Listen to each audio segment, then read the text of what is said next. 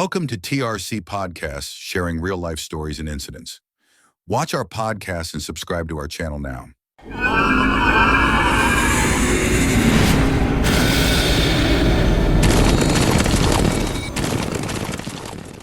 ওই ছাদ থেকে নামছিলাম, তখন ওই কটা হবে 3:15-20 বাজে। আমি কষ্ট ফিল করলাম, লাইট জ্বালা কিন্তু কেউ আমায় ফেলে দিল, আমি সিঁড়িতে গিয়ে পড়ে গেছিলাম, তার নিজেকে ধরে নিয়েছিলাম কোনোভাবে।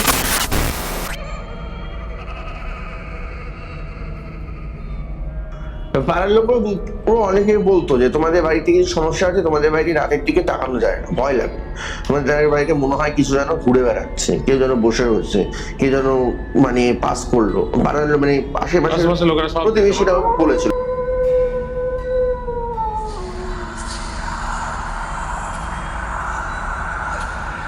তান্ত্রিক কনসাল্ট নিয়েছিলাম, যেটুই তান্ত্রিক ছিল বাড়িতে, তো বলেছিল যেটু যে বাড়িতে এমনি সমস্যা ছিল, প্লাস আমার মায়ের আত্মাটা আমায় প্রসেস করে বসে রয়েছে, মানে ওকে নেবেই, ও চাইছে যে ওকে নিয়ে চলে যাবো। টানটা পুরো থেকে গেছে, মরে যাওয়ার পরও টানটা থেকে গেছে। ছোট ছেলে যেত, একদম ছোট, মাত্র আমার 15 বছর বয়স ছিল তখন, বলছে ওকে ছাড়া মুক্তি পেতে চায়, ওকে নিয়ে ও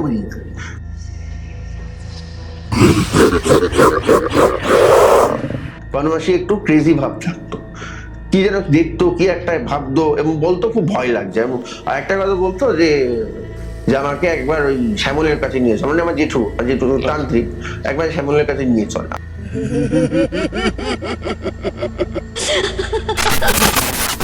এরকম ভাবে থাকলে আমি বাঁচতে দেবে না, বলতো ওরকম। নমস্কার বন্ধুরা, আমি পার্থ, আর আজকে তোমাদের জন্য একটা নতুন এপিসোড নিয়ে আসলাম। আমার সঙ্গে যে আজকে এপিসোডে রয়েছে সে আমাদেরই চ্যানেলের একজন সাবস্ক্রাইবার। তার ঘটনাটা সে পাঠিয়েছিল, আর আমরা শুনে আমাদের মনে হলো যে খুবই একটা মর্মান্তিক ঘটনা তার জীবনে ঘটে গেছে। বহু বছর ধরে এই ঘটনাটা ঘটছে তার সঙ্গে। এটার মধ্যে কিছুটা ব্ল্যাক ম্যাজিক আর কিছুটা প্রেত চালান করা হয়েছে। এই পুরো ঘটনাটা আমরা সরাসরি শুনবো আমাদের সাবস্ক্রাইবার রিভিউর মুখ থেকে। তো সবার আগে চলে যাই রিভিউর কাছে। রিভিউ, কেমন আছো বল? ভালো আছি, তুমি কেমন আছো? আমি খুব ভালো আছি। তুমি আমাকে এই ঘটনাটা যখন জানালে, বললে যে এই ঘটনাটা এখনো তোমার সঙ্গে ল্যাচ হয়ে আছে এত বছর ধরে, তো তুমি একটুখানি ঘটনাটা একটুখানি যদি আমাদেরকে বলো যে কি প্রথম থেকে কি ঘটেছিল। 1992 সালে আমাদের আত্মীয়রা এসেছিল কিছু, তারা কিছু করেছিল, মানে পরে আমরা বুঝতে পেরেছিলাম কিছু পয়সা, সিঁদুর মাখা পয়সা, তারপর জামা কাপড় কাটা, এরকম কিছু দেখেছিলাম। মানে বাড়ির মানে তারপর মানে বাড়ির মাটিতে যে বাগান ছিল সেখানে সিঁদুর মাখা পয়সা পাওয়া গেছিল। তো তারপর থেকেই ঘটনাটা শুরু হয়। প্রথম অতটা বোঝা যায়, তারপর আমার মা আননেসেসারি ভাবে 2008-এ ব্রেস্ট ক্যান্সার আক্রান্ত হয়ে মারা যায়, এবং তারপর থেকে আমার উপর পজিশন শুরু হয় 2009 থেকে। তো আমাকে একদম প্রথম থেকে বলো ঘটনাটা কি হয়েছিল। আমার উপর যেটা হয়েছিল সেটা বলবো না, একদম প্রথম থেকে বলো। 1992 আমাদের কিছু আত্মীয় স্বজন একবার এসেছিল, একটা 1 মাস থেকে গেছিল। তো তারা থাকার পর তারা যখন চলে যায়, তার 3 দিন পর আমরা আমার যে দিদা ছিল, আমার দিদা মায়ের মা, মাদের পরিবারের সঙ্গে থাকতো, আমার বাবার পরিবারের সঙ্গে দিদা ঠাকুমা একসঙ্গেই থাকতো। দিদা দেখছে যে আমাদের ওই বাগানের মধ্যে কিছু সিঁদুর মাখা পয়সা পড়ে রয়েছে। তো তখন থেকেই মানে সমস্যাগুলো একটু করে শুরু হয়। যেমন প্রথম যে সমস্যাগুলো শুনেছি ওদের মুখে, যে বাড়ির ওপরের ছাদে মনে হতো গভীর রাতে কেউ হাঁটছে। আচ্ছা, হ্যাঁ, মানে তখন ছাদ ছিল, তখন মানে ছাদে মনে হতো কেউ হাঁটছে। তারপর মাঝে মাঝে কাক মরে থাকতো, মানে আননেসেসারি কারণে কাক মরে থাকতো ছাদের মধ্যে, কাক মরে থাকতো। কিভাবে মরে গেছে, কেন মরে গেছে কিছু বোঝা যাচ্ছে না, রক্ত টক্ত নেই। আমিও ছোট বয়সে দেখেছি এরকম একটা কাক গাছ মরে পড়ে রয়েছে। এরকম ভাবে চলছিল। তারপর আমার দাদারও পড়াশোনার লাইফটা খারাপ হতে শুরু করলো। দাদা পড়াশোনায় ভালো ছিল, দাদার পড়াশোনাটা একটু খারাপ হতে শুরু করলো। তারপর আমার ঠাকুমা মারা গেলেন, তার বয়স হয়েছিল 75। তারপর আমার বাবা অসুস্থ হয়ে পড়লো, যে বাবার কিডনিতে সমস্যা শুরু হলো।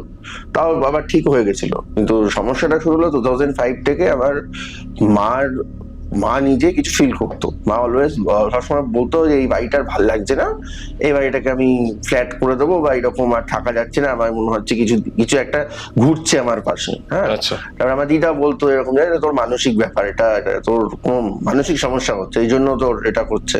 মাকে তাও বলতো না যে এটা মানসিক হতেই পারে না। আমি স্পষ্ট দেখলাম আমার সামনে দিয়ে কেউ একটা ছায়া মূর্তি সিঁড়ি দিয়ে উঠে গেল। মা বলছে, দিদা বলছে কই দেখা, দেখাতে পারছে না। তো এরকম হতে থাকে মার সঙ্গে। এটা মেনলি তোমাদের 2005-এর পর থেকেই বেশি ঘটনাটা এফেক্ট ঘটেছে। করে। এবং 2007 এবং মা রাতে খুব মানে বাজে স্বপ্ন দেখতো। কখনো দেখতো মাকে কেউ গলা টিপে ধরতে, চিৎকার করে উঠতো রাত্রে 3টের সময়, কখনো ঘুম থেকে উঠে পড়তো, উঠে ভয় পেয়ে যেত। আর মা বাবার সম্পর্ক একদম ভালো ছিল না, মানে সম্পর্ক মানে কি বলবো, মাঝে মাঝেই ঝামেলা লেগে থাকতো, কোনো কারণ নেই ঝামেলা। সাধারণ বাজার করা নিয়ে ঝামেলা, হয়তো সানডেতে বাজার করতে একটু কম বলেছে, বাবা বেশি বাজার নিয়ে, সেই নিয়ে এমন ঝামেলা হয়েছে, খাওয়া দাওয়াই বন্ধ হয়ে গেছে, এইরকম চলতে থাকতো। তো আনফর্চুনেটলি 2008-এ আমার মার, জুলাই 2008-এর অগস্ট মাসে আমার মার 4th স্টেজ ব্রেস্ট ক্যান্সার ধরা পড়ে, এবং 2008-এ ডিসেম্বরে 30 ডিসেম্বরে মা মারা যায়। আমার সঙ্গে তার ঠিক পরেই গল্প শুরু হয়। গল্পটা শুরু হয় আমার সঙ্গে 2009-এর ফেব্রুয়ারি মাসে। একদিন আমি যখন টয়লেট করতে যাচ্ছিলাম, তখন গভীর রাত, 3:15-20 বাজে এরকম হবে, ঠিক অতটা মনে নেই, 3টের ওভার 3টে, মানে 3টে 3:30-এর কাছাকাছি। দেখছি যে একটা বাথরুমের লাইটটা করছে, ফ্ল্যাশ করছে, কোনো গুরুত্ব দিইনি অতটা, হয়তো লাইটের প্রবলেম। আসার সময় আমার বাথরুমটা করে ফিরছি, তখন আমার সামনে দিয়ে মনে হলো লাইট জ্বলছে, কিন্তু সামনে দিয়ে মরিচিকার মতো আমায় হালকা করে টাচ করে বেরিয়ে গেল। টাচটা বুঝতে পারলাম কিছু একটা কেউ টাচ করলো, টাচ করে বেরিয়ে গেল, আবার দেখতে পেলাম। আচ্ছা। তো এই হচ্ছে গল্প। তারপর থেকে আমার জীবনে একের পর এক অবনতি শুরু হলো। যেমন আমার পড়াশোনায় মন বসতে, পড়াশোনা আমি আগে খুব ভালো ছিলাম, পড়াশোনায় মোটামুটি পড়াশোনা করতামই না, কোচিং এ যেতে পারতাম, কোচিং এ না গিয়ে আমি পুকুর পাড়ে গিয়ে চুপ করে বসে থাকতাম, কারোর সঙ্গে মিশতাম না। আচ্ছা। হ্যাঁ, আর উল্টো পাল্টা স্বপ্ন দেখতাম রাতে। তারপর ওই যে রাতে যখনই ছাদে উঠতাম, তখনই দেখতাম আমার সঙ্গে কেউ যেন ঘুরছে, একটা ছায়া আমার সঙ্গে। তুমি দেখতে পেতে? একদম স্পষ্ট দেখতাম না ছায়া, কিরকম দেখতে থাকে সেরকম বলতে পারবো না। বলেছি মরিচিকার মতো, আমি বলেছিলাম মরিচিকার মতো কিছু একটা আমার সঙ্গে ঘুরছে, কিছু যেন একটা এক্সিস্ট করছে আমার সঙ্গে। এবং গভীর রাতে কান্নার আওয়াজ পেতাম, মহিলার কণ্ঠস্বর পেতাম গভীর রাতে, রাত্রি 3টের পর মাঝে মাঝেই এরকম পেতাম। তো এরকম আমার সঙ্গে হতে থাকতো। বন্ধু বান্ধব সেরকম ছিল না, বা বন্ধু বান্ধব হলেও সেগুলো কেটে যেত। তো এবার মাধ্যমিক পরীক্ষা এলো। মাধ্যমিক পরীক্ষার আগে যে মোটামুটি ভালোই প্রিপারেশন ছিল। মাধ্যমিক পরীক্ষা যেদিন শুরু হবে, ঠিক সেদিন রাতে, গভীর রাতে দেখলাম হঠাৎ করে জানলাটা কেউ খুলে দিল। মানে গভীর জানলাটা কিন্তু পুরো বন্ধ ছিল, একদম পুরো লাইলনের দড়ি দিয়ে ভালোভাবে, রাত্রি 3:30 বাজে, পরের দিন মাধ্যমিক পরীক্ষা দেবো, জানলাটা যেন পুরো কেউ খুলে দিল, পরিষ্কার বোঝা গেল। তারপর আমি তো ভয় পেয়ে গেছি, নিচে মাথাটা নিচু করে নিয়েছি। তারপর আমার যে পাশে মাসির বাড়ি ছিল, সেখানে আমার দিদা থাকতো, মাসি বিয়ে করেনি, দিদা আর মাসি থাকতো। সেখানে গিয়ে ওই মাসির বাড়ি থেকে খটখট খটখট করে দরজা নাড়ছে। দিদা বেরিয়ে দেখছি যে কেউ নেই। এইবার কি হলো, তার 2 দিনের মাথায় এইরকম একটা ইনসিডেন্ট হলো। এবার 2 দিনের মাথায় আমার টাইফয়েড, জ্বর আসতে শুরু করলো। ইংলিশ পরীক্ষার পরে দিন থেকেই জ্বর শুরু করলো, এবং টাইফয়েড হয়ে গেল, এবং মাধ্যমিক পরীক্ষা আমার আশানুরূপ রেজাল্ট হলো না। এবং তারপরেও কিন্তু এটা কন্টিনিউ চলে যাচ্ছিল। মানে এই ব্যাপারটা তো 2010-এর তো বলছি, এরকম চলতো। রাত্রির সন্ধ্যের 2010-এ যেটা আরো গভীর হতে শুরু করলো। সন্ধ্যের পর থেকেই, সন্ধ্যে 6টার পর থেকে প্রত্যেকটা লাইটই দপদপ করে, সব বাড়ির সব লাইট, মানে বাড়ির সব লাইট, মানে বিশেষ করে টিউব লাইট না, যে বাল্ব গুলো, সব বাল্বই এরকম স্পার্কেলিং যেটাকে বলে, সেটা করতো। বাড়িতে একটা ভাব, ভারী মনে হতো কিছু, মাথাটা ভার হয়ে আছে। বাইরে একটা অ্যাটমসফিয়ার আলাদা, বাড়ির মধ্যে একটা অ্যাটমসফিয়ার আলাদা। আর আমায় কিছুতেই বাইরে বেরোতে দিত না, আমায় সবসময় মানে বাড়িটা ঘরে আটকে রাখতো, বলতো তুই এখানেই থাক, এরকম একটা মেন্টালি ঢুকে দিল, বাইরেটায় যাবো না তো, তুই এখানেই আমি সেফ আছি। আর বাইরেটায়, পুরো বাইরের দুনিয়াটা সম্বন্ধে আমার একটা ব্রিটিশনা এসে গেছিল, আর কারোর সঙ্গে মিশতাম না। তো ওইভাবে চলছিল। তো সেই একই জিনিস মাঝে মাঝেই দেখছি, উল্টো পাল্টা স্বপ্ন দেখতাম, কেউ ছাদ থেকে ফেলে দিচ্ছে, কখনো দেখতাম কিছু শ্যাডো চলে যাচ্ছে, কখনো দেখতাম একদিন রাতে দেখছি, একদিন রাতে ছাদে এমনি একা একা ব্যাট নিয়ে ক্রিকেট খেলছিলাম, দেখছি আমার পাশে কি একটা যেন দাঁড়িয়ে আছে, আমি চোখ ফেরাতে সঙ্গে সঙ্গে মিলিয়ে গেল, মানে 1 সেকেন্ডের মধ্যে মিলিয়ে গেল। এটা নীলাভ আলো টাইপের, মানে এরকম বর্ণনা করতে পারবো না, নীলাভ আলো টাইপের একটা অবয়ব। তোমার এআই দিয়ে পাঠিয়েছিলাম, মনে করো ওরকম একটা অবয়ব দাঁড়িয়ে আছে, হট করে জোরে বেরিয়ে গেল, মানে মিশে গেল। তাছাড়া বাড়িতে প্রচুর, মানে বাড়িতে আমাদের একটা অর্জুন গাছ ছিল, সেখানে রাত্রিবেলা যত পেঁচা এসে বসতো, রাত্রি 3টের পর থেকে সে পেঁচার ডাক শুরু হতো। সেই পেঁচার ডাকে মানে পাড়ার লোকেরও অসুবিধা হতো রীতিমতো। পাড়ার লোকও পুরো অনেকে বলতো যে তোমাদের বাড়িতে কিছু সমস্যা আছে, তোমাদের বাড়িতে রাতের দিকে তাকানো যায় না, ভয় লাগে, তোমাদের বাড়িতে মনে হয় কিছু যেন ঘুরে বেড়াচ্ছে, কেউ যেন বসে রয়েছে, কেউ যেন মানে পাস করলো। পাড়ার মানে আশেপাশে প্রতিবেশীরাও বলেছিল, কিন্তু আমার বাবা এগুলো বিশ্বাস করতেন না, নাস্তিক ছিলেন। তো যেভাবে চলছে 2011 এভাবে এইচএসে আসে। 2011 একদিন গভীর রাতে, আমি তখন পড়ছিলাম, মানে এইচএসে সবে উঠেছি, রাত্রি তখন ঠিক 3টে 3:30 বাজে। 3টের থেকেই আমি একটা ওই আমাদের বাড়ির যে পিছনের দিকটা মাসির বাড়ি ছিল, সেখান থেকে একটা মহিলার কণ্ঠস্বর পাচ্ছিলাম, চাপা কণ্ঠস্বর, মানে 1 সেকেন্ডের মধ্যে আসছে আবার মিলিয়ে যাচ্ছে। হ্যাঁ, এটা বেশ কিছুক্ষণ হয়, প্রথম আমি গুরুত্ব দিই না, আমি এমনি আমার মনের ভুল, ঠিক আছে। 3:15, 3:20 এরকম বেশ কয়েকবার হওয়ার পর আমি এটা তো মনের ভুল হতে পারে না, বারবার মনের ভুল হবে। তারপরে লাইটটা ওরকম ফ্লিকার করছে প্রচন্ড ভাবে, এবং সেটা পডকাস্টের মাঝখানে একটা বিরতি নিলাম বন্ধুরা, আর আপনাদেরকে জানাচ্ছি যে আমরা টিআরসি পডকাস্ট এখন আমাদের নিজস্ব আউটলেট, যেটার নাম হচ্ছে অ্যাস্ট্রো ক্রিস্টালস অ্যান্ড পারফিউমস, আমরা আপনাদের জন্য একটা আউটলেট খুলেছি, যেখানে আপনারা এসে আমাদের কাছ থেকে বিভিন্ন কনসালটেশন নিতে পারেন, যাদের উপরে ব্ল্যাক ম্যাজিক বা নেগেটিভিটি এসছে, বা যাদের মানি দরকার পড়ছে মানি অ্যাট্রাক্ট করার জন্য বা লাভ অ্যাট্রাক্ট করার জন্য। তো সবার আগে আমাদের নিজস্ব প্রোডাক্ট দিয়ে শুরু করি। আমরা নিজস্ব স্পিরিচুয়াল মিস্ট বার করেছি, যেটাতে নেগেটিভিটি রিমুভ করা যায়, যেটাতে ব্ল্যাক ম্যাজিক রিমুভ করা যায়, আর তার সঙ্গে আমরা আপনাদেরকে অবসিডিয়ান সাজেস্ট করব। এই অবসিডিয়ান ব্রেসলেটটা কিন্তু আপনাকে নেগেটিভিটি থেকে অনেকটাই হেল্প করবে রিমুভ করার জন্য। সাথে আমরা কিন্তু এরকম টাইপের দুটো কয়েন বার করেছি, যেটার মধ্যে আপনি প্রোটেকশন পাবেন ফ্রম ব্ল্যাক ম্যাজিক আর নেগেটিভিটি, আর তার সঙ্গে সাকসেসের জন্য কিন্তু অবসিডিয়ান কয়েন দেওয়া থাকছে। এর পিছনে কিন্তু কিছু মন্ত্র দেওয়া থাকছে, যেটা আমি ক্যামেরা রিভিল করছি না, সেটা যদি আপনারা সঙ্গে রাখেন, আপনাদের কিন্তু নেগেটিভিটি আর যত ব্ল্যাক ম্যাজিক হয়েছে সেগুলো থেকে কিন্তু আপনারা অনেকটা মুক্তি পাবেন। এবার আসি ক্রিস্টালসের ব্যাপারে। অনেকেই আপনারা জানতে চান যে ক্রিস্টালস কি আদৌ কাজ করে, ক্রিস্টালস পড়লে কি বেনিফিট হয়। আপনাদেরকে জানাই, অরিজিনাল রিয়েল অথেন্টিক যদি ক্রিস্টাল পড়েন তাহলে ডেফিনেটলি কাজ করবে। তার কিছু পদ্ধতি, কিছু গাইডস থাকে, যেগুলো আপনাদেরকে ফলো করতে হয়। শুধু ধারণ করে নিলে পর কিন্তু কাজ করবে না। মনে করুন এটা আপনার মোবাইল ফোন, মোবাইল ফোনের যেরকম ব্যাটারি আপনাকে প্রত্যেকদিন রাত্রিবেলা চার্জ করতে হচ্ছে, তেমনি ক্রিস্টালসের মধ্যে কিন্তু এনার্জিস থাকে যেগুলোকে চার্জ করতে লাগে। তো তার জন্য আলাদা চার্জিং প্লেট থাকে, সেই চার্জিং প্লেটের মধ্যে রাখলে আপনার ক্রিস্টালস গুলো প্রপারলি চার্জ হবে, প্রপারলি ফাংশন করবে। সবার আগে বলে দিই, আমার হাতে যে 3খানা ব্রেসলেট দেখতে পাচ্ছেন, 3টাকে বলা হয় মানি ম্যাগনেট। এটা হচ্ছে 10 mm এর মানি ম্যাগনেট, যেখানে 4টে ক্রিস্টালস রয়েছে, খুবই ইজিলি মার্কেটে পাওয়া যায়। এটা আমরাও রেখেছি, কিন্তু এই 10 mm ব্রেসলেট কিন্তু মার্কেটে আপনি কোথাও পাবেন না এক্সেপ্ট অ্যাস্ট্রো ক্রিস্টালস অ্যান্ড পারফিউমসে। তারই ছোট ভেরিয়েন্ট আছে 8 mm, সেটাতেও 4খানা ক্রিস্টালস রয়েছে। আমাদের হাতে রয়েছে আরেকটা মানি ম্যাগনেট, ধন যোগ ব্রেসলেট বলে এটাকে। এটার মধ্যে 5টা ক্রিস্টাল রয়েছে। এক্সট্রা কি ক্রিস্টাল রয়েছে? ক্লিয়ার কোয়ার্টজ রয়েছে। ক্লিয়ার কোয়ার্টজেরও অনেক ভালো ভালো ফাংশন আছে। এরপরেও চলে যাই আমাদের নিজস্ব, আমাদের ইউএসপি, যেটা আমরা আপনাদেরকে সাজেস্ট করব নেওয়ার জন্য, সেটা হচ্ছে মহালক্ষ্মী ধন বৃদ্ধি ব্রেসলেট। এই ব্রেসলেটের মধ্যে 9টা ক্রিস্টালস ইনফিউজ করা আছে, যার মধ্যে আমরা lava, howlite, amethyst, citrine, amethyst, jade, pyrite, obsidian, tiger eye, এত কটা ক্রিস্টালস আমরা ইনফিউজ করে দিচ্ছি, যেটা শুধু মানি না, আপনার নেগেটিভিটিও আপনাকে দূর করবে, টাকাও অ্যাট্রাক্ট করবে, লাভ অ্যাট্রাক্ট করবে, ক্রিয়েটিভিটি বাড়াবে, যাতে আপনি প্রপারলি কোনো অফিস ওয়ার্ক, চাকরি, বিজনেস যেটাই করবেন মন দিয়ে করতে পারবেন, ভালোভাবে করতে পারবেন।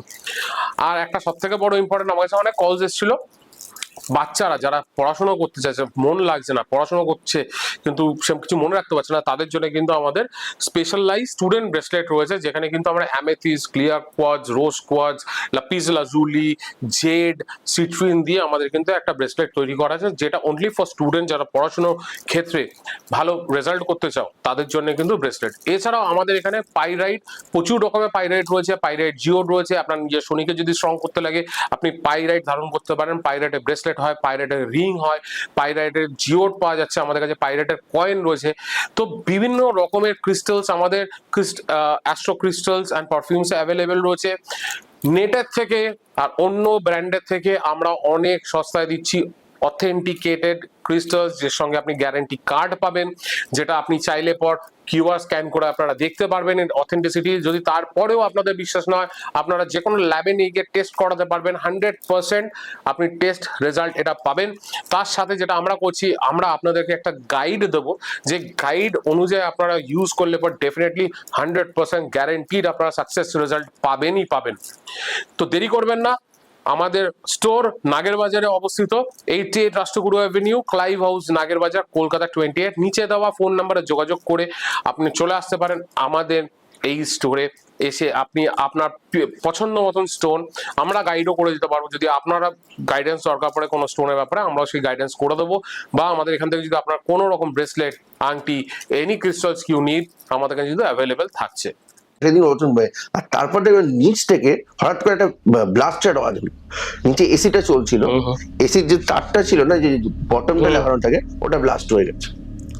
আর একটা জিনিস, আমাদের বাড়িতে খুব ইলেকট্রনিক জিনিস খারাপ হতো, প্রত্যেকটা ইলেকট্রনিক জিনিস প্রত্যেকটা সময় খারাপ হতো। ইলেকট্রনিক জিনিস, মাইক্রো ওভেন থেকে শুরু করে, ফ্রিজ থেকে শুরু করে, প্রতিদিন মানে প্রতি মাসেই এগুলো ঠিক করতে হতো। একবার করে ঠিক করতে হতো, আবার পরের মাসে খারাপ হতো, কোনো না কোনো একটা। তো প্রত্যেকটা যদি তা না, একটা খারাপ হতো এই মাসে, একটা খারাপ হতো এই মাসে, এই তো চললো। তো এইচএস এর রেজাল্টটা, এইচএস এর পরীক্ষার আগে দিয়েও খুব জ্বালিয়েছিল, মানে নানাভাবে আমি এরকম দেখতাম যে কিছু ঘুরছে ফিরছে। হ্যাঁ, তার আগে আমি আমার জেঠুর কাছে গেছিলাম, আমার জেঠু একদম তান্ত্রিক। আচ্ছা। তো জেঠু বলেছিলেন এই বিষয়টা, যে এই বাড়িতে আমার মায়ের আত্মাটা আমায় পসেসড করছে সামহাও, কারণ আমার মায়ের আত্মাটা আমায় যেতে, মানে ছেড়ে যেতে পারছে না, সেই জন্য আমায় নিয়ে যেতে চায়। এটা তো 2011 ওই ঘটনার পর, ওই যে বললাম রাত্রির বেলার সেই একদিন অতীব ভয় পেয়েছিলাম ওই আওয়াজের শুনে, ব্লাস্ট আওয়াজের। ওই দিনের পরে আমি তান্ত্রিক কনসাল্ট নিয়েছিলাম, জেঠুই তান্ত্রিক ছিল বাড়ির। তো বলেছিল জেঠু যে বাড়িতে এমনি সমস্যা ছিল, প্লাস আমার মায়ের আত্মাটা আমায় প্রসেস করে বসে রয়েছে, মানে ওকে নেবেই, ও চাইছে যে ওকে নিয়ে চলে যাও। টানটা পুরো থেকে গেছে, মরে যাওয়ার পরও টানটা থেকে গেছে। ছোট ছেলে যেহেতু, একদম ছোট, মাত্র আমার 15 বছর বয়স ছিল তখন, বলছে ওকে ছাড়া মুক্তি পেতে চায়, ওকে নিয়ে ও নিয়ে যাবে, ওকে না ছাড়লে অন্য সবারও ক্ষতি করে দেবে, ওর মেইন টার্গেট হচ্ছে ও, এরকম বলেছিল। যদিও আমার বাবা এসব বিশ্বাস করতো না, সেই জন্য আর ওখানে যেতে দেয়নি, আমরাও ওইসব ছেড়ে। কিন্তু এইচএস এর সময়ও ঠিক এইরকম বিরক্ত করেছে আমার। কিন্তু মানে এই রোজ দেখতাম এইচএস এ পড়ছি, একদিন পড়ছি এইচএস পরীক্ষার আগে দিয়ে জানুয়ারি মাসে, রাতে মানে লাইট জ্বালা আছে, কিন্তু লাইটের সামনে দিয়ে দেখলাম একটা শ্যাডো বেরিয়ে গেল, ওই রকম একটা, ওই ঝাপসা ঝাপসা মরিচিকা শ্যাডো আসছে যাচ্ছে রীতিমতো প্রায় 8 ঘন্টা মতো হচ্ছে এরকম। মানে মোবাইল, তখন তো এইসব মোবাইল ছিল না, তখন ছিল ওই মোবাইলের ছবি থাকলে, এইসব মোবাইল থাকলে ছবি তুলে রাখতে পারতাম। তখন তো ছিল নোকিয়ার নর্মাল সেট ছিল, তখন 3G বা এইসব 5G 3Gও আসেনি মনে হয়, সম্ভবত 2012 এর কথা। তো তাছাড়া লাইটও এরকম ফ্ল্যাশ করতো, কিন্তু তাও এইচএস আমি খুব ভালো রেজাল্ট করি, 78% মার্কস পাই, 4টে লেটার ছিল আমার। কিন্তু হলে কি হবে, কলেজে উঠলাম যখন, তখনই প্রথম খুব ভালো চলছিল। এবার আমার হঠাৎ করে দিদাও ভয় পেতে শুরু করলো। এটা হচ্ছে 2012 থেকে। 2012 থেকে দিদা প্রচন্ড ভয় পেত। দুটো রাতের বেলা হলেই দিদা মানে বড় মাসির ঘর থেকে আমাদের বাড়িতে চলে আসতো, এবং কখনো কখনো দেখতাম রাত্রি 3টের সময় দিদা কার সঙ্গে যেন কথা বলছে। নিজে দেখেছি অর্জুন গাছের সামনে দিদা কথা বলছে। একবার দিদাকে ওই অর্জুন গাছের ওখানে ফেলে দিয়ে দিদার, মানে কে ফেলেছে জানি না, দিদা বললো দিদাকে কেউ যেন ফেলে দিল, হাত ভেঙে গেল। এইরকম দিদার উপর দিয়ে চলতে থাকে। তা দিদা একদিন রাতে ঠিক 3টের সময় দেখছি, রাত্রি যখন 3:30 ঘটে, আমাদের দুই ভাইয়ের ঘুমিয়ে পড়েছিলাম। দিদা খুব জোরে জোরে জানালা নাড়ছে। তা কি হলো, বলছে ওখানে কিছু একটা আছে, আমায় মেরে ফেলবে এক্ষুনি। তো এবার তারপরে কি হলো, ওই মাসির বাড়িতে একদিন অদ্ভুত ভাবে আগুন লেগে গেল। কিভাবে আগুন লাগলো আমরাও বুঝলাম না, অদ্ভুত ভাবে আগুন লেগে গেল। মানে ঘর কিন্তু বন্ধ, জানলা বন্ধ, কোনো কিছু নেই, সব জানলা টানলা সব শীতের কাল, সব বন্ধ, নভেম্বর মাস, কিন্তু ওই বালিশটায় পুরো পোড়া, এবং একটা হালকা ভাবে যেটা আগুন জ্বলে না, ওরকম একটা হালকা ভাবে আগুনটা জ্বলছে। আগুনটা মানে দাউ দাউ করে না, কিন্তু একদম হালকা ভাবে দেখবি কিছু আসবে ওরকম জ্বলছে। আনফর্চুনেটলি দিদাও ঠিক মারা গেল সেই 30শে ডিসেম্বরই, আমার মায়ের মৃত্যু একই দিনে, মানে একই ডেট পড়েছে। হ্যাঁ হ্যাঁ, তার আগেই দিদিরা অসুস্থ হয়ে পড়লো, ব্রঙ্কোনিউমোনিয়া ধরা পড়লো, তারপর হসপিটালাইজ ছিল, বাড়িতে এলো, বাড়িতে এসে 30শে ডিসেম্বর মায়ের মৃত্যুর দিনই মারা গেল। এইবার শুরু হলো আমার বাবার উপর। বাবা আস্তে ধীরে দিনে দিনে আমার বাবার সাথে আমাদের বাবা অ্যাকচুয়ালি পরিবার থেকে অনেক দূরত্ব বজায় রেখেছিল, পরিবারের থেকে অনেকটাই দূরে চলে গেছিল। সেরকম ভাবে আমার সঙ্গে মিশলে বন্ধুর মতো মিশতো, বাট আমাদের যে ফিউচার নিয়ে ভাবা সেটা নিয়ে সেরকম ভাবতেন না। উনি বড় চাকরি করতেন ইউবিআই, তখন তো ইউবিআই ছিল, পিএনবি যেটা এখন হয়েছে, তখন ইউবিআই এর জেনারেল ম্যানেজার ছিলেন। কিন্তু বাস্তবটা ভাবা মানে দুজনের ফিউচার, বাবা আস্তে আস্তে অসুস্থ হতে শুরু করলো, বাবা পাটা ফুলতে শুরু করলো। বাবা তো এগুলো বিশ্বাস করতো না, তারপর টেস্ট করা হলো, বাবার দেখা গেলো কিডনির অবস্থা প্রচন্ড খারাপ, 90% ড্যামেজ এবং ইমিডিয়েট ট্রান্সপ্ল্যান্ট। এবং তারপর আস্তে আস্তে বাবাও শেষের দিকে কিছু ফিল করতে শুরু করলো, মানে যে লোকটা কোনোদিনও কিছু বিশ্বাস করতো না সেই লোকটা মাদুলি পড়তে দেখেছি, মাদুলি পড়ছে, কালী নাম জপ করছে, এগুলো দেখেছি আমার মানে বাবার ঘরে। এরকম চলতে থাকলো। এবার আমার বাবা যখন মানে আমার ফার্স্ট ইয়ার এক্সাম খুব ভালো হয়েছিল, এইবার আমার সঙ্গে 2013 থেকে জুলাই 2013 থেকে আমার সঙ্গে আরো অত্যাচার বাড়লো, পজিশনটা আরো বাড়লো, রাতে উল্টো পাল্টা ঘুমের মধ্যে স্বপ্ন, এবং আমি আস্তে আস্তে মানসিক অসুস্থ হতে শুরু করলাম। যেমন আমার যে পড়াশোনা পুরোপুরি মন উঠে গেল, মাঝে কিন্তু ফিরে এসেছিলাম, এইচএসে কিন্তু ভালো ব্যাক করেছিলাম, বন্ধু বান্ধব ছিল, ভালো রেজাল্ট হয়েছিল, কলেজে ভর্তি হয়েছিলাম, একদম কুল অ্যাটমসফিয়ার। সেখান থেকে আবার সেই 2009 এর অ্যাটমসফিয়ারে ফিরে গেল 2013 জুলাই মাসে। আস্তে আস্তে প্রথমত আমার বন্ধু বান্ধব থেকে আমি দূরত্ব বজায় রাখতে শুরু করলাম। কোচিং যেতে বাবা পাঠাতো, কোচিং না গিয়ে আমি সেই পুকুর পাড়ে গিয়ে বসে থাকতাম, মানে পড়তে ইচ্ছা করতো না, তারপর ছাদে গিয়ে চুপচাপ বসে থাকতাম, পড়াশোনায় কোনো মন ছিল না। তাই একই সঙ্গে তামাগুলো ঘুরতে শুরু করে, পচা রাতের বেলা কোনো পচা গন্ধ পেতাম, যেটা আগে কিন্তু পেতাম না। এগুলো 2013 থেকে শুরু হলো। রাতের বেলা পচা গন্ধ, কিরকম পচা গন্ধ, কখনো পোড়াটে গন্ধ, কিছু পোড়ালে যেমন গন্ধ হয়, কখনো কিছু পচার মানে কোনো মরা পচার গন্ধ বলবো না, একটু পচা গন্ধ, আর বাজে গন্ধ বলবো, ব্যাড স্মেল, সেটা বলে সবচেয়ে পারফেক্ট হবে। একটা ব্যাড স্মেল আসতো বাড়ির পিছন দিক থেকে। হ্যাঁ, এটা ড্রেন ফ্রেন সবই পরিষ্কার, কিন্তু একটা রাত্রিবেলাতেই প্রতিদিন রাতেই একটা ব্যাড স্মেল আসতো। আর এইরকম ভাবে চলতে থাকলো 2013, এবং তারপর আস্তে ধীরে আমি মানসিকভাবে অসুস্থ হয়ে পড়তে থাকলাম। এবং তারপর আনফর্চুনেটলি তারপর আমি রাতে অনেক উল্টো পাল্টা স্বপ্ন দেখতাম। আমার দাদার সাথেও এরকম হয়েছিল। আমার দাদা একদিন রাতে শুয়ে দেখছে দাদার সাথে কতগুলো স্বপ্নে, দাদা বলছে দাদা দেখছে যে কতগুলো কালো কালো লোক দাদাকে ধরে নিয়ে গিয়ে বসিয়ে রেখে গলা টিপে একজন ছুরি দিয়ে মারছে, এই জায়গাটা এই ঠোঁটি পর্যন্ত ছুরিটা এনেছে। ঘুম থেকে উঠেছে, দেখছে ঠোঁটের এখান দিয়ে হালকা একটু রক্ত বেরিয়ে, কাটা নেই কিন্তু, এতে গেছে এখান দিয়ে একটু হালকা রক্ত বেরিয়ে এলো। তারপরে একবার দাদার সঙ্গে ডিসেম্বর মাসে হয়েছিল 2024-এর, সেই একই রকম রাতে এরকম স্বপ্ন, কেউ একটা কালো হাত গলা চিপে ধরেছে, সকালে উঠে দেখছে কাটার দাগ, কোনো রক্ত জমাট বাঁধা কাটার দাগ, বুঝলো কিরকম, একটা ছড়ি টাইপের, অনেকে যেন আঁকড়ে দিয়েছে, এরকম প্রোজ হতো। আমাদের দুই ভাইয়েরই শরীরের ঘুম থেকে উঠলেই কোনো না কোনো ভাবে আঁচড়ের দাগ, কাটার দাগ, কখনো দাঁত থেকে রক্ত, এগুলো বের হতো। আর আমি ওইরকম উল্টো পাল্টা স্বপ্ন দেখতাম, এবং আমার যে খারাপ স্বপ্নগুলো সব মিলেও যেত। বাবা মারা যাওয়ার আগে যে আমি এরকম একটা স্বপ্ন দেখলাম যে বাবা আর কয়েকদিন পর মারা যাবে, হ্যাঁ সে একই হলো। 2015-এর 6 ফেব্রুয়ারি বাবা মারা গেল। মানে তো কিডনি পেশেন্ট ছিল, এমনি ডায়ালিসিস চলতো, নিয়ে যাচ্ছিলাম আমরা হসপিটালে, রাত্রি 3:30-4টার সময় অসুস্থ হয়ে পড়েছিল, নিয়ে যাচ্ছিলাম প্রাইভেট গাড়ি নিয়ে যাচ্ছিলাম, যেতে প্রাইভেট গাড়ি মারা গেল। বাবা মারা যাওয়ার পর পরিস্থিতি আরো গন্ডগোল হয়ে গেল, আমি ফুললি মানসিকভাবে ডিপ্রেশনে চলে গেলাম। ডিপ্রেশন এবং অবসাদ, আমার বন্ধু বলতে গেলে বাবাই ছিল। বাবা চলে যাওয়ার পর একদম ফুল ডিপ্রেশন।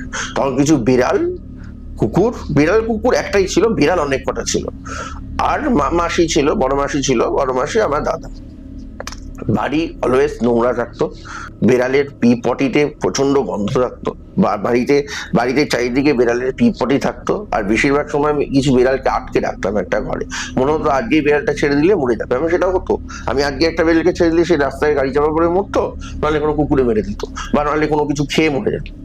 এই কারণে আমার একটা বাতিক হয়ে গেছিল যে আমি কোনো বেড়ালকে ছাড়তে যাই না, মানে ঘরের মধ্যে আটকে রাখতাম।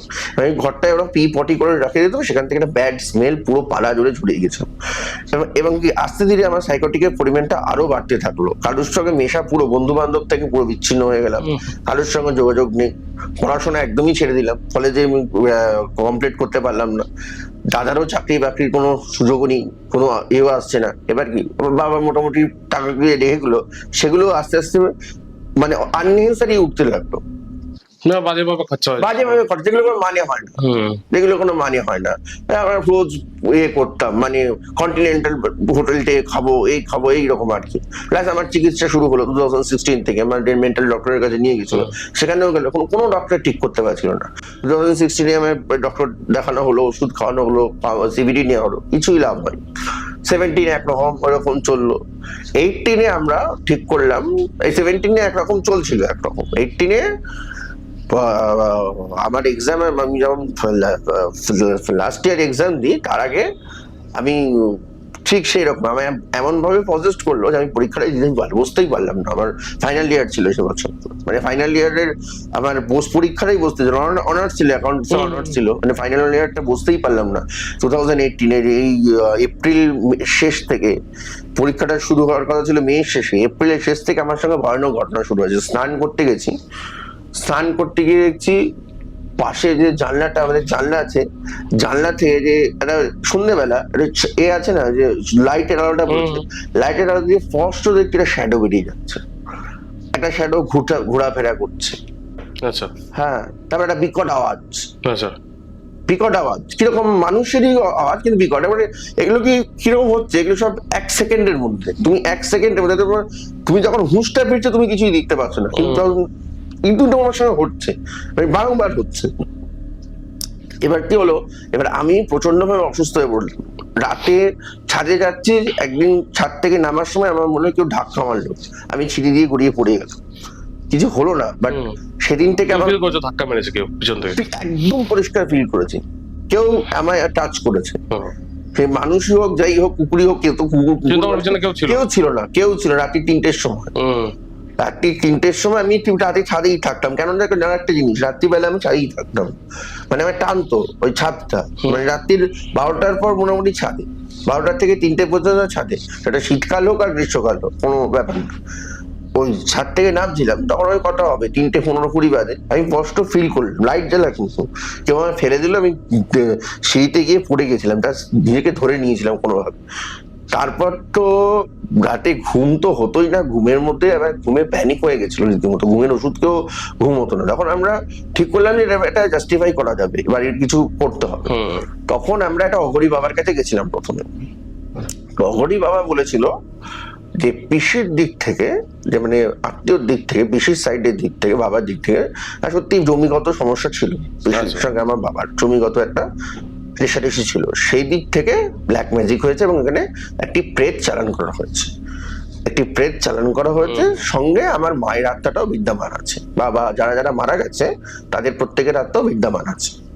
মানে প্রেত চালানটা তোমার অনেক বছর আগেই, 1993 সালে, 92 সালেই প্রেত চালানটা হয়েছিল। সেই একটা যুবতীর আত্মা, সেটাও বলেছিল, উনি যখন আগুনে আহুতি ফেলেছেন, দেখছেন যে স্পষ্ট বেরিয়ে যাচ্ছে, উনি, আমরা কিছু দেখিনি, উনি বলছেন ওনার সাইকিক অ্যানালাইসিসে যে একটা বেরিয়ে যাচ্ছে, ঈশান কোণ দিয়ে একটা যুবতী মেয়ের আত্মা বেরিয়ে যাচ্ছে। তো এটা করেছে হচ্ছে ওরা আমাদের পিসির দিক থেকে, এটা যদি সম্পত্তিগত বিবাদ ছিল, এবং এর ফলেই যারা মারা গেছে তারাও প্রেত জনিতেই রয়ে গেছে, ওই জনিতেই তারা থেকে গেছে, এবং তারাও এখন আমাদের মানে শক্তি বেড়েছে, ওর সঙ্গে এরা সঙ্গে অ্যালাই করে আমাদেরও মেরে ফেলতে চাইছে। সে কিছু প্রতিকার দিয়েছিল লেবু টেবু দিয়ে, কিন্তু সেটা তখন খুব একটা কাজে দিল না। তারপর আমরা ঠিক করলাম আরো বড় অঘরী নিয়ে আসবো। সোশ্যাল মিডিয়ায় কিছু অঘরী তান্ত্রিকের সঙ্গে যোগাযোগ করলাম, তারা এসে আমাদের বাড়িতে যজ্ঞ করলো, যজ্ঞ করেছিল, যজ্ঞতে সেই লঙ্কা গুঁড়ো দিয়েছিল, লঙ্কা গুঁড়ো না, লঙ্কা শুকনো লঙ্কা দিয়েছিল, কিন্তু শুকনো লঙ্কা একটাও পড়েনি। বিশ্বাস করবে অক্টোবর মাস, সেটা 2018-এর, শুকনো লঙ্কা দিচ্ছে আগুনের মধ্যে, পুড়ছে না, কোনো গন্ধ নেই শুকনো লঙ্কায়। এবং ওরাও মানে পরের দিন হাফ কাজ করে পালালো। ওদের 2 দিন ধরে কাজ করার কথা ছিল, টাকা তো নিয়ে নিল, প্রায় 3 লাখ টাকা নিয়ে নিল, কাজটাও পুরো করলো না, হাফ কাজ করে পালালো। তারপর আক্রমণ আরো চরম অবস্থায় যায় 2018-19 থেকে। আমি আস্তে আস্তে বাজে সঙ্গে পড়ে যাই, আস্তে আস্তে খারাপ সঙ্গে পড়ে যায়, খারাপ নেশায় পড়ে যায়। হ্যাঁ, এবার কি হয়, দাদা চাকরি বাকরি চলে যায়। এবার আমার তো চাকরি কোনোদিনই ছিল না, করতামও না, এবং তাও কি এতদিন ঘরে থাকতাম, 2019 থেকে একটা বাজে সঙ্গে পড়ে যায়, বাজে সঙ্গ, বাজে নেশা, অসৎ সঙ্গ, অসৎ নেশায় পড়ে যায়, পয়সা আরো উড়ে যেতে থাকে। এবার দাদার চাকরিটাও চলে যায়, তো দাদার চাকরিটা চলছিল। এবার তো আসে কোভিডের সময়। হ্যাঁ, এটা বলতে গেলে 2019-এ আমার বিড়ালগুলো সব আননেসেসারি ভাবে মারা যায়। আমার 30টা বিড়াল একটা মাসে মারা গেছে আননেসেসারি ভাবে। রোজই একটা বিড়ালকে দেখতাম খাচ্ছে, পরের দিন সকালে মরে পড়ে যাচ্ছে। পরে ডাক্তারকে দেখলাম, উনি বললেন যে কি ভাইরাস ইনফেকশন হয়ে গেছে, পুরো ট্রাইক্যাট ভাইরাস ইনফেকশন হয়ে গেছে, সব কটা বিড়াল মারা গেল।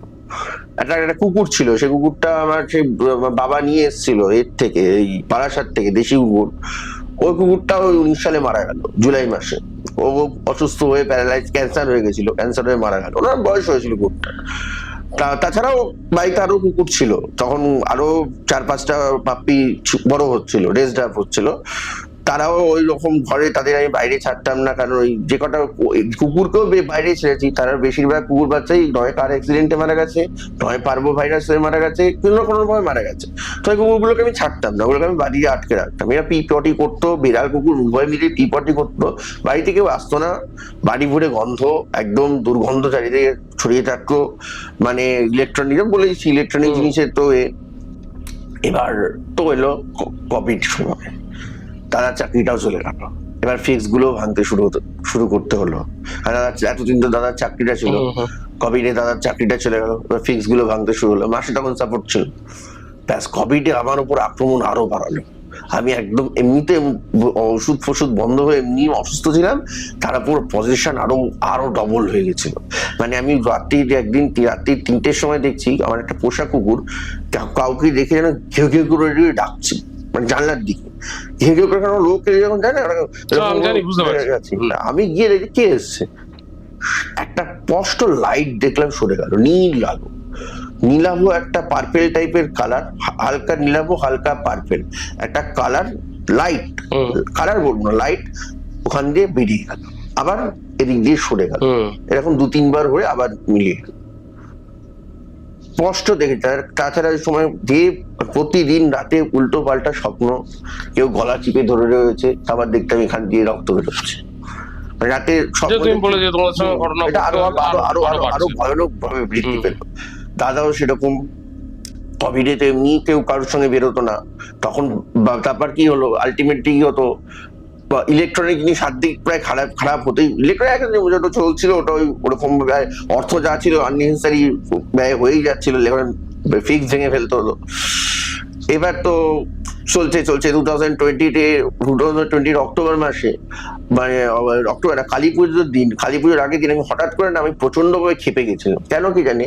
মানে আমার কাছে কি হয়েছিল, বাড়ি জুড়ে তাণ্ডব শুরু করেছিলাম। একদম ঠাকুরের আসন ভেঙে দিলাম, ঠাকুর সব ভেঙে দিলাম, মানে দাদাকে মারধর, বাড়ির লোককে মারধর, এরকম করে একদম সেই বিশাল তাণ্ডব হলো। হ্যাঁ, তার আগে বলতে ভুলে গেছি, তার আগে আমি অলরেডি 3 মাস একবার ফাইনে চলতে গেছিলাম সেপ্টেম্বর 2020-তে, হয়নি। আরেকবারও পুকুরে ঝাঁপ দিতে গেছিলাম, সেটাও হয়নি, 2বারই ফেলিওর হয়েছিল। সেটা হয়তো কোনো ভালো কাজের জন্য কেউ আমায় সেভ করেছে, শিব হয়তো আমায় সেভ করেছে, আমি শিবকে মানতাম। মহামৃত্যুঞ্জয় মন্ত্রটা তখন ওই চরম অবস্থাতেও পড়ে যেতাম, হয়তো ওই জন্য আমি দুবার বেঁচে গেছি। কিন্তু কি হলো, আলটিমেটলি ওই ইয়েতে এমন অবস্থা, আমি শিবের পরম ভক্ত, আর কালী পুজোর দিন আমি সেই শিবলিঙ্গকেই লাথি মেরে ভেঙে দিলাম, পুরো ঠাকুরের দর্শনকে ভেঙে দিলাম। ঠাকুরের দর্শন ভেঙে এসে এক অদ্ভুত আচরণ, এমন মানে আমার নিজের সেন্স ছিল না কোনো। পরে যা শুনেছি এর কাছে, মানে পাড়ার লোক জমে গেছিল, পুরো পাড়ার লোক জমে গেছিল, সবাই বলেছিল ওদিনই আমায় পাগলা গারদ দিয়ে দিতে, বা দাদা রাজি হয়নি। অদ্ভুত আচরণ, যে কাঁচের জানলা ফাল্লা সব ভেঙে দিয়েছিলাম, পুরো বাড়ি ভাঙচুর করেছিলাম, খাট ফাট উপড়ে দিয়েছিলাম, মানে যাকে দেখছিলাম তাকেই গলা টিপতে আসছিলাম, যাকে দেখছিলাম তাকেই গলা টিপতে আসছিলাম। তো এই করতে করতে আমি সেন্সলেস হয়ে যাই। তারপরের দিন সেন্স আসে, সেন্স আসার পর শুনি, তখন তো আমার সঙ্গে কেউ মিশতো না, এমনি পুরো পাড়ার থেকেও পুরো সমাজ থেকেও অ্যাভয়েড, মানে এমনি সাইকোপ্যাথ বলতো লোকে।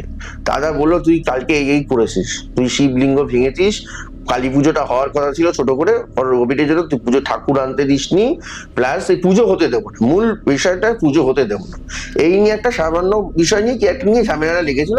সেখান থেকে পুরো আউট অফ কন্ট্রোল, এবং আমি কি করেছি আমি নিজেও জানি না, তারপর দাদাকে মুখে শুনিয়েছি আমি নাকি ঠাকুর ভেঙেছি, ওই শিব পুরো ঠাকুরের আসন তো ভেঙেছি, প্লাস পুজো হতে দিইনি, ঠাকুর আসতে দিইনি, এবং পুরো বাড়ি জুড়ে তাণ্ডব চালিয়েছি একদম। লাইট ভেঙেছি, কাঁচ ভেঙেছি, এবং আমার হাতও জখম হয়েছে এসব করতে গিয়ে। তো যাই হোক গেলাম, তারপর কিছুদিন একটু সাইলেন্ট মোডে। তাও ডিসেম্বর 2020 থেকে আবার বড় মাসি কিছু ফিল করতে শুরু করলো। বড় মাসি বলতো রোজ রাতে যেন আমার পাশে মনে হয় কেউ বসে থাকে। হ্যাঁ, বড় মাসি দেখছে যে বড় মাসির পাশে কেউ বসে রয়েছে ডিসেম্বর 2020 থেকে। হ্যাঁ, কখনো বড় মাসি কাপড় কাচ্ছে, বড় মাসি বলছে কেউ যেন ঢিল মারলো। এটা হচ্ছে কখন, দুপুর বেলা, দুপুর 3টে 3:30-র সময়।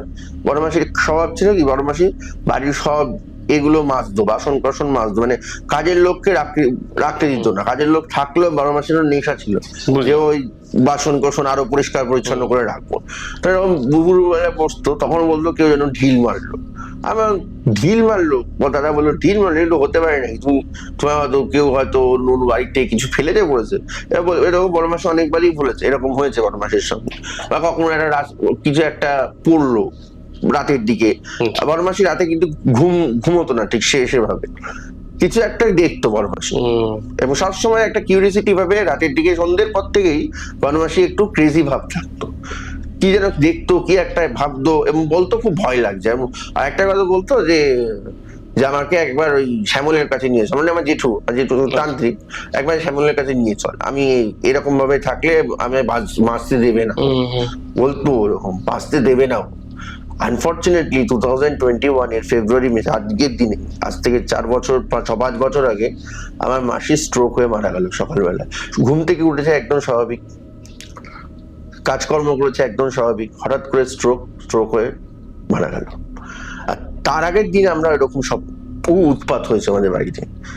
দেখছি রাতের দিকে কুকুরগুলো শুধু চিৎকার করতে যাচ্ছে, মানে মাসি মারা যাওয়ার আগের দিনে যে কটা কুকুর ছিল ওরা কুকুরগুলো অদ্ভুত, ওরা নর্মাল ডাকের সময় একবার উলফ টাইপের কখনো কখনো ডাকে, একসঙ্গে দেখবে উলফ টাইপের ডাকে, নর্মাল ডাক না, ঘেউ ঘেউ না, কিন্তু উলফ টাইপের কিরকম একটা ডাকে, ওরকম ডেকে যাচ্ছিল রাত্রি 2-2-2:30। আমরা দুজনে সিনেমা দেখছিলাম, ওরা ওরকম ভাবে একটু ডেকে যাচ্ছিল উল্টা, আর বারবার বড় মাসির ঘরের দিকে যাচ্ছিল। আর আমি তো দেখছি, বা টয়লেট করতে গেছি, দেখছি একটা নীল শ্যাডো বেরিয়ে গেল, নীল আলো বেরিয়ে যাচ্ছে, আমি পরিষ্কার দেখছি নীলা, তখন তো কমন হয়ে গেছে, রোজই দেখতাম বলতে গেলে, রোজ দেখতে দেখতে কমন হয়ে গেছে, আর ভয় কিছু নেই, আমি ছেড়ে দিয়েছি, যা হবে হবে। আর পরের দিন মাসি মারা গেল। মাসি মারা যাওয়ার পর গল্প আরো অন্যদিকে, কারণ তার আগে তারপর বাড়ির আর্থিক অবস্থা এতটাই ক্রাইসিসে পড়লো, আমরা প্রমোটিং এর জন্য রেডি করলাম, কিন্তু আনফর্চুনেটলি মাসি দাদাকে জমিটা দিয়ে গেছিল, কিন্তু ওটা এমার্জেন্সি প্ল্যানটা এগ্রি হয়নি তখন। এর ফলে কি হলো, প্রমোটার চালাই করে মাসির জমিটা নিয়ে নিল, দাদাকে চিট করে। এরপর তো অবস্থা আরো খারাপ, কিচ্ছু টাকা ছিল না, খেতে পেতাম না আমরা। ইভেন আমার উপর পজিশন আরো বাড়লো, এমন পজিশন হলো যে সেই একই রকম, মানে ওই রকম ওই যে এরকম অবস্থাটা হয়েছিল, মাঝে মাঝে আমি এরকম সেন্সলেস হয়ে যেতাম, ভাঙচুর করতাম, কখনো যেতাম। একবার তো গায়ে আগুন দিয়ে দিয়েছিলাম, গায়ে একদম আগুনই দিয়ে দিয়েছিলাম, দাদা এসে পাড়ার লোক এসে আবার বাঁচিয়েছে। তো মাঝরাতে আমি স্বপ্ন দেখতাম, তখন কখনো আমার মৃত মা এসে আমায় বলছে তোকে আর বেঁচে থাকার দরকার নেই, তুই আমার সঙ্গে এবার চল, তুই বেঁচে আছিস কেন, তোর তো লাইফ শেষ, তোর সব জীবন শেষ, তুই আমার সঙ্গে চল। বা কখনো দেখতাম বাবা আমার সঙ্গে ঘুরছে, বাবার সঙ্গে ঘুরতে ঘুরতে আমি নিমতলা শ্মশান ঘাটে চলে গেছি, আহিরিটলা শ্মশান ঘাটে, যেটা নিমতলা শ্মশান ঘাট, ওখানে গিয়ে ঘুরছি, এরকম একটা সিগন্যাল পেতাম। আর তারপর দিনই এই ধরনের এগুলো আরো বাড়তো, মানে মানে প্যারানর্মাল জিনিস প্যারানর্মাল গুলো মানে আমার ওপর বাড়তো। আমি এইরকম এই অস্বাভাবিক আচরণ করতাম, কখনো গায়ে আগুন দিয়ে, কখনো গলায় দড়ি দিয়ে এরকম করতে যেতাম। তারপর তো হলো প্রমোটিং গিয়ে বাড়িতে কিছুতেই ছাড়বো না, মানে বাড়ি হাফ ভেঙে ফেলে তাও বাড়ি বলতে রয়ে গেছি। 2020 ইলেকট্রিক কেটে দিয়ে গেছে, কারণ ইলেকট্রিক দেওয়ার মতো পয়সা ছিল না। হ্যাঁ, এবার আমরা বাড়িতে বসে রয়েছি, আমি দাদারা বাড়ি ভাড়া বাড়ি চলে গেছে, এবার আমি কিছুতেই বাড়ি থেকে যাবো না, মানে কেউ যেন আমার যেতে দেবে না বাড়ি থেকে। আমি মানে এমন ভাবে হয়েছে বাড়ির মধ্যে বসে রয়েছি কুকুরগুলোকে নিয়ে, কুকুরগুলো বাইরে থাকতো, কারণ তখন বাড়িটা অর্ধেক ভেঙে গেছে। ওই ভাঙা বাড়ির মধ্যে আমি একটা শতরঞ্চি পেতে শুয়ে রয়েছি, আর তখন মুখ ভরে দাড়ি, ছেঁড়া জামা কাপড়, অপরিষ্কার জামা, স্নান ফান সব বন্ধ, মানে ভয়ঙ্কর অবস্থা একদম, মানে তুমি দেখলে চিনতে পারতে না তোমার। তো এরকম ভাবে চলছিল। তো শেষে অনেক কষ্টে বুঝিয়ে আনা গেল। আসার পর তারপর তো বাড়িটা ভাঙা হলো, বাড়িটা ভেঙে টেঙে ফ্ল্যাট হলো। তারপর আমরা ভাড়া বাড়িতে গেলাম, সেখানেও চরম আর্থিক ক্রাইসিস ছিল, মানে আর্থিক ক্রাইসিস প্রচন্ড ভাবেই ছিল, কোনোভাবেই মানে স্টেবল হওয়া যাচ্ছিল না। এবং যে পোশাক গুলো ছিল সেগুলো আস্তে আস্তে মারা যেতে শুরু করলো। 2023 থেকেই পোশাক গুলো একটা একটা করে মরতে শুরু করলো। এবং তারপর ফ্ল্যাটে এলাম, ফ্ল্যাটে আসার পরে সেই অভাবের কোনো নেই, চাকরি কোনো স্টে করছে না, করছে না। এবং ফ্ল্যাটে আসার পরও সেই ফ্ল্যাটের মধ্যেও সেই লাইট স্পার্কলিং করছে, মনে হচ্ছে কিছু একটা ঘুরে বেড়াচ্ছে। বিশেষ করে ফ্ল্যাটের যে আমরা ঢুকতাম, ঢোকার সময়টা আমি দেখতাম কিছু একটা ঢুকছে, বেরোচ্ছে আমাদের ঘর থেকে। আর অন্যান্যরা কিন্তু কেউ ফিল করেনি, আমি ফিল করেছি একাধিকবার কিছু একটা বেরোচ্ছে। 2024 জানুয়ারি ফেব্রুয়ারি, ওই সময় অবস্থা খুবই খারাপ ছিল, মানে একদম ট্রিটমেন্টের বাইরে ছিল একদম। তারপরে আস্তে ধীরে 2024 শেষ থেকে ট্রিটমেন্ট শুরু হলো, আরো মেডিসিন নিয়ে ঠিক হলাম। কিন্তু এখনো এই বিষয়টা এখনো বলতে গেলে আমায় প্রসেসড করে, এবং এখন আমার আর্থিক অবস্থা আগের চেয়ে অনেকটাই বেটার হয়েছে। কিন্তু স্টিল আমার ওপর যেটা হয়েছে এবং যা হয়েছে সেটার প্রভাব এখনো আছে। এখনো আমি রীতিমতো এটাকে একটা ভয় পাই রীতিমতো। এই যে দীর্ঘদিন যে আমি রীতিমতো 2000 বিশেষ করে 2009 থেকেই ধরতে গেলে, আমি 2009 থেকেই ধরবো, 2009 থেকে 2025, মানে বলতে গেলে 16 বছর যে যেরকম ভাবে আমি অত্যাচারিত হয়েছি, প্রেত বা কালা জাদু হোক, যেই হোক, আমি কি কে তাকে তো দেখিনি শরীরে, সে বলেই দিয়েছি, মিথ্যে কথা বলবো না যে আমি ভূত দেখেছি সামনাসামনি, ছায়া দেখেছি, লাইট দেখেছি। এরকম ভাবে আমায় এখনো সেটার প্রভাব পড়েছে, এখনো রীতিমতো ভয় লাগে।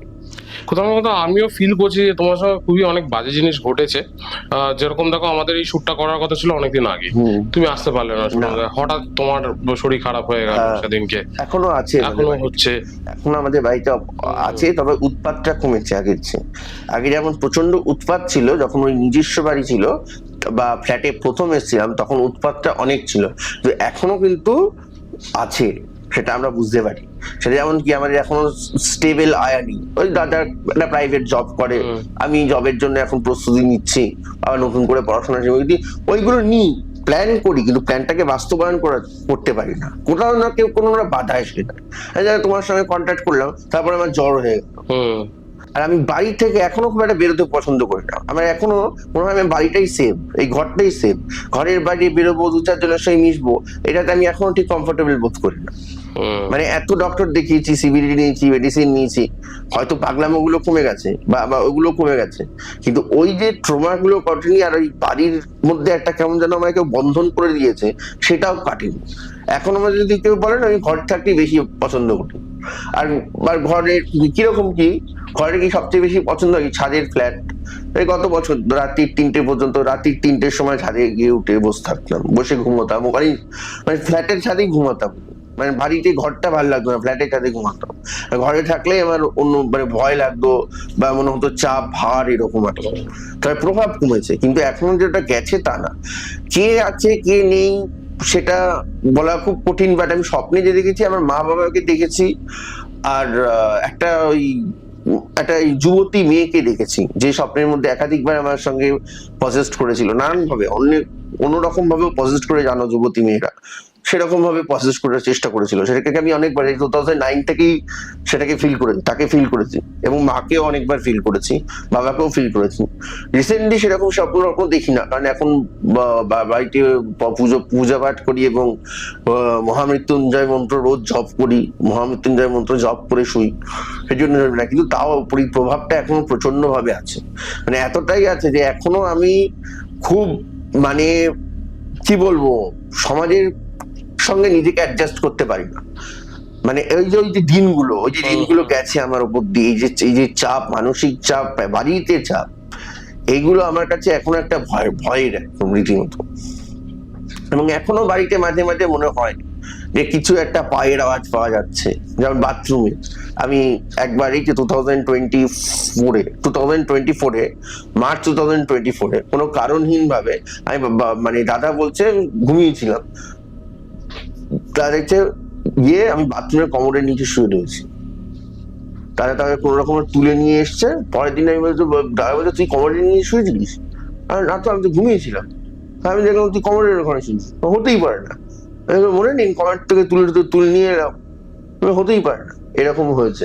প্লাস রাতের দিকে আমার কখনো কখনো এরকম মনে হয়, রাত কি দুপুর বেলাতেও মনে হয়, ঘুম হয় না, ঘুমের সময় কখনো এরকম হয়েছে হয়তো জ্ঞানটা ফিরেছে, কেউ গলাটা আটকে রেখেছে, বুঝতে পারছি যে বাস্তব ওয়ার্ল্ডের মধ্যে আমি আছি।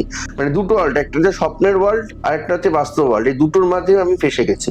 না আমি ওই লুপটার থেকে বেরোতে পারছি, না আমি এই লুপটার থেকে বেরোতে পারছি। এটাকে অনেকে স্লিপ প্যারালাইসিস বলে, আমি ডক্টর কনসাল্ট করেছেন, স্লিপ প্যারালাইসিস বলে। এটা আমার সঙ্গে হয়, এখনো হয়, এবং সেটা কিন্তু এই ভূত প্রেত রিলেটেড বিষয় সম্বন্ধে। খুব ক্রিটিক্যাল তোমার লাইফের একটা ফেজ যাচ্ছে, বা বলতে গেলে একদম শুরু থেকে তোমার ক্রিটিক্যালি গেছে তোমার লাইফ। হ্যাঁ, এবং আমার যে পোষা কুকুরটা লাস্ট মারা গেছে সেটাও আননেসেসারি ভাবে। সকালবেলা সুস্থ কুকুর, খাওয়া দাওয়া করে 2025-এর জুন মাসে একটা কুকুর তো উধাও হয়ে গেল, যেটা অনেক পুরনো ছিল, সেই 2019 থেকে পুষতাম। ও 2025-এর মার্চের 1 তারিখে খুঁজেই পাওয়া গেল না। কোথায় গেল সে আর খুঁজেই পাওয়া গেল না, জানি না বেঁচে আছে না মারা গেছে। আরেকটা যে কুকুর ছিল ওটা একদম পুরো আমাদেরই পোষা, আরেকটা কুকুর ক্যান্সারে মারা গেল, মেয়ে কুকুরটা। আর যে ওর যে ছেলেটা ছিল ওটা আমাদের পুরো একদম পুরো এগুলো সকালবেলা খেলো সুন্দর, গরমকাল জুন মাসে। রাত্রিবেলা আমরা খেয়ে দিতে গেছি, খুঁজে পাচ্ছি না। পরের দিন সকালবেলা ভোরবেলা দেখি ডেড বডি পড়ে রয়েছে। মানে এরকম আননেসেসারি এরকম অনেক পশু পাখিরও মৃত্যু হয়েছে। আমাদের বাড়িতে কোনো পশু পাখি দেখিনি। যে কটা পাখি পুষেছিলাম, এটাকে পাখি ছিল, সব কটা পাখি নয় মারা গেছে, নয় উড়ে গেছে, নয় ভ্যানিশ হয়ে গেছে। না দেখো, যদি বাড়িতে প্রেত চালান হয়ে থাকে, প্রেত চালান হলে পর এগুলো একদম হবেই হবে। আর খুব স্ট্রং যদি প্রেত চালান করে থাকে তোমার বাড়ির উপরে, তাহলে যেগুলো ফিল করেছো বা যেগুলো তোমার সঙ্গে ঘটেছে, এইগুলোকে যদি কাটাতে হয়, কাটানোর জন্য তোমাকে খুব সিদ্ধ পুরুষের কাছে যেতে হবে। তুমি যে আমাকে বললে একটু যে তুমি অঘরীর কাছে গেছিলে, হয়তো আমি জানি না তারা কতটা পাওয়ারফুল ছিল, আদেও অঘরী ছিল কিনা। কারণ অঘরীরা এগুলো মানে চুটকিতে নষ্ট করে দিতে পারে।